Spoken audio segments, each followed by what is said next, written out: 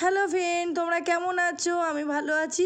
আজকে দেখো চলে এসেছি তোমাদের কাছে ছোট্ট একটা ভিডিও নিয়ে, একদম মিনি ব্লগ। দেখো চলে এসেছি, কচু শাক চালতে সব কেটে ফেলেছি। আজকে আমাদের বাড়ি কী বলো তো, ঈদ ছাড়ান্ত রান্না হবে। হ্যাঁ, সবার বাড়ি তো বুড়ো আনন্দ রান্না হয়, বাট আমার বাড়ি বরাবরই আমি দেখে এসেছি আমার শ্বশুরবাড়িতে ইচ্ছা আনন্দ রান্না হয়। তাই জন্য আজকে আমি ইচ্ছা আনন্দ রান্না শুরু করে দিয়েছি। দেখো 5 রকম ভাজা করছি: আলু ভাজা, পটল ভাজা, কুমড়ো ভাজা, কাঁকরোল ভাজা আর উচ্ছে ভাজা। 5 রকম ভাজা করে ফেলছি। এদিকে আলু ভাজা হচ্ছে, আর ওইদিকে আমি কচু শাকটা হাঁড়িতে বসিয়ে দিয়েছি সেদ্ধ। এই দেখো কচু শাক সেদ্ধ বসিয়ে দিয়েছি। এবার এইদিকে ওইদিকে ভাজাগুলো কমপ্লিট হয়ে গেছে, আর এদিকে আমি মুসুরির ডাল বসিয়ে দিয়েছি। আমাদের একদম শুকনো মুসুরির ডাল করতে হয়, পুরো শুকনো।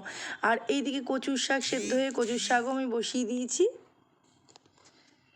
আর চালতেটা আমি প্রেশার কুকারে কেটে প্রেশার কুকারে ভালো করে সেদ্ধ করে রেখে দিয়েছি। ঠান্ডা হলে ভালো করে একটু অল্প নরম করে, তার মানে একটু থেতো করে চাটনিটা করে ফেলবো। আর এই দিকে রান্না তাহলে আজকের মতন কমপ্লিট হয়ে গেলো। ইচ্ছা আনন্দের রান্না তোমাদের কেমন লাগলো প্লিজ বলবে।